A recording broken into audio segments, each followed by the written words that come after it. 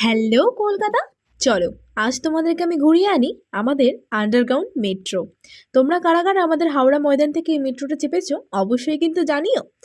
আমরা হাওড়া ময়দানের ঠিক অনেক কাছাকাছি থাকি, জানো তো। আমার বাড়ি থেকে প্রায় 10 মিনিট লাগে। তো আমাদের বেশি সময় লাগেই না যেতে। আর হাওড়ার এই মেট্রো আমাদের একটা গর্ব বলতে পারো, কারণ বাড়ির সামনে এত একটা ইউনিক জিনিস, জাস্ট আনবিলিভেবল। আর একটা কথা তো মানতেই হবে, নতুন স্টেশন করেছে ঠিক কথা, কিন্তু স্টেশনটাকে সাজিয়েছেও কিন্তু খুব সুন্দর করে। আমার সাথে কারা কারা একমত একদম জানিও। আর এই দেখো, মেইন অ্যাট্রাকশন ব্লু লাইন অবশ্যই চলে এসছে।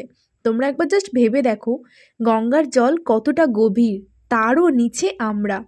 জাস্ট ভাবতেই কিরকম অবাক লাগে, তাই না?